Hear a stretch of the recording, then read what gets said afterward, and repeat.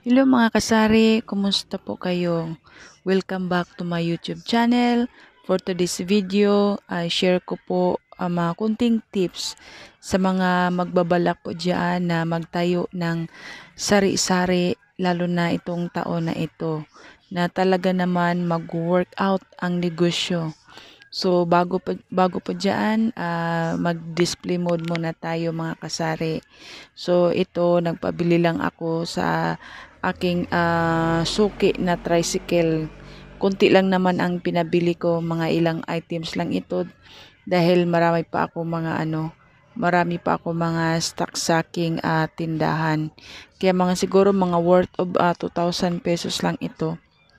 Kasi yung mga wala ba, yung mga ano lang ito, yung mga biscuits at saka konting drinks at saka yung basta worth of 2,000 lang itong pinabili ko sa kanya. Ito nga dumating, tiningnan ko yung resibo kung may nabago ba sa na presyo. So far naman wala naman nabago, yun pa din ang dating presyo, although dati mataas na talaga yon. So ibig ko sabihin hindi muna siya tumaas, nagsteady muna siya. So ayan, display muna tayo. So guys, mga bandang hapon pagkatapos ko palang nag-display nito, mga bandang hapon yon, merong namili na worth of 1,500. Yung mga mangingisda, yun, yung asin na nabili ko halos pinakyaw niya. Bumili siya ng 25 kilos na asin at saka malalaking sabon, malaking alcohol, mga kape, shampoo, yung mga gagamitin nila sa sa laot kasi minsan 2 weeks yan sila sa sa dagat, or minsan pa nga nasa 1 month, kaya dapat meron silang stock. Kaya kanina pagkatapos ko talagang mag-display yung tapos marami sila. Yung isa doon, yun na ng grocery na sila. Pero bago noon, yung isa pa niyang kasamahan, tapos na rin na namili sa aking tindahan, worth of 500 naman yung kanya. So ito ngayon medyo malaki-laki. Pagkatapos talaga ng aking display, buti lang talaga meron akong asin kasi hindi ko alam na mamili yung tao na yun. Kumbaga, hindi naman siya suki. Siguro nalaman na marami akong stock na asin. Kaya dito siya namili kanina, worth of 1,500. Ayun, namili din siya ng kape, tabako, yung gagamitin nila kasi kung sa sigarilyo, medyo mahal kung sa tabako, at tipid sila doon, at saka bumili rin siya ng papel. Kala mo may magsusulat sila doon ng papel pa naman na grade 1. Kaya kanina medyo malaki-laki ang sales natin mga kasari. Yun, namili din siya ng mga candies na isang bag, lalo na yung Snover, at saka yung yung kinakain nila, at saka yung biscuit na pang tawid gutom. Meron pagka nagutom sila, mayroon silang madukot-dukot sa kanilang sa kanilang bulsa. Kaya thanks God talaga na may may sales tayo kanina na medyo malaki-laki ng ganong halaga. Ito sa tindahan ko talaga guys, hindi pwedeng talaga magwalis everyday kasi ang lapit ko sa yung lapit ko sa kalsada, at saka yung alikabok as in grabe. Yun, medyo matutuwa ako kapag maulan-ulan kasi wala ganong alikabok. Wala ganong dumi sa sa tindahan. Pero kapag ganito na mainit, as in talaga grabe yung tindahan, puno ng alikabok. Kaya hindi pwedeng hindi magbulis. Ngayon, wala ganong tao. Ayun, muna ako, nag-display. Medyo, ayan, ito pala yung mga asin. Ngayon, wala nang laman ng aking lagayan. Puno yan yung lagayan ko, kasi nga nag-display tayo. Ayun, hindi ko alam na mayroong bibili na ganong kadami. So, siguro, bibilhin ko sa sunod yung sako-sako na ako na lang ang ripak-ripak. Siguro malaki din siguro yung yung tutubuin natin sa ripak-ripak tayo. So ayan.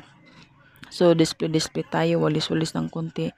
Yung iba diyan, yun wala na ganong laman yan. So, ito tayo. So, ito nga guys, ang tips ko sa mga magbabalak na magkaroon ng gustong magtayo ng sari-sari, unahin nyo talaga ang location. The best talaga na ang pwesto ng tindahan nyo sa mga mataong lugar. Huwag kayong magtayo ng ng maliit na tindahan sa mga hindi matataong lugar kasi masasayang lang din yung nyo, yung tinda nyo, yung paninda nyo kasi walang bibili. Kung maganda yung location nyo, tiyak talaga dudumugin at pupuntahan talaga kayo ng tao. Kahit gaano pa kalaki yung mo, yung tindahan mo, tapos hindi naman siya mataong lugar. Sayang lang din yun, mga kasari. Maganda talaga lalo kapag malapit ka sa malapit ka sa kalsada. Dito kasi sa bahay namin, sa likod namin, meron ding mga tindahan doon. Pero hindi yung sino lang yun nandoon sa likod, yun lang din ang bibili. Whereas kung nasa ka, yung nasa kalsada ka, bawat mga sasakyan, hihinto talaga yan lalo pagka makita nila na may tindahan. Hihinto at hihinto talaga yan. Yun ang hindi lang sasakyan ang dumadaan, marami. 'Di ba? Kasi kung doon sa loob-looban ka, hindi nga makapasok doon ang sasakyan eh. 'Yun pa yung pupuntahan nila. Kumbaga aksaya na sila doon sa oras nila. Pero kung nasa sentro ka talaga, nasa along the highway ka, ayun the best talaga 'yun mga kasari or yung mga sa magbabalak po.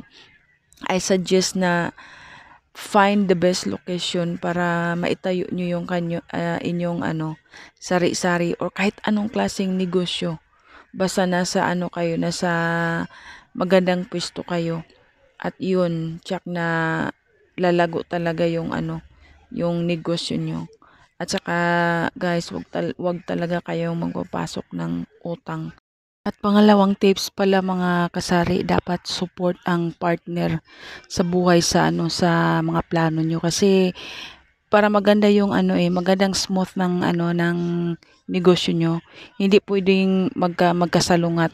Kung ano ang desisyon ng ang desisyon ng bawat isa, pag-usapan at pagbulay-bulayan ba kung tama ba yung dapat nyong gagawin or hindi.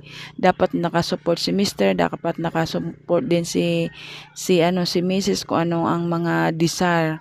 Kasi mahirap yun na salungatin ang bawat isa ay talagang yung tindahan nyo or yung negosyo nyo, kahit anong klaseng negosyo, kung hindi kayo pareho ng desire, hindi kayo pareho ng purpose, talagang hindi talaga mangyayari ang ang success. Dapat si Mr. on the go lagi kapag inutusan ni Mrs. na, uy, punta ka doon, bili ka ng ganito kasi niubusan tayo. Takbo ka doon sa sa barangay kasi kailangan natin ito. Yung mga ganong bagay, hindi pwedeng tamad si Mr. Guys, lastly, bago ka magtayo ng negosyo, kumuha ka muna ng papel at ballpen at magtanong ka, gumawa ka ng mga katanungan. Ano ba at sagutin mo din yung mga katanungan na ginawa mo. Bakit ka magnegosyo o bakit asari ang napili mong negosyo? Bakit nais mong magnegosyo? Kaya mo ba? Sapat ba ang kapital? Kailan mag-umpisa kang magnegosyo? Mga ganong bagay. Tsaka pag gumawa ka na ganong layout, mga kasari or sa mga magbabalak magnegosyo, malayo po ang mararating ng ng negosyo. Kasi gumawa ka ng ng plan eh. Kasi may mga target ka. Huwag ka lang magtinda dahil nainggit ka sa kapitbahay. Dahil gusto mo lang. Kahit sabihin natin meron kang pera, meron kang pangkapital.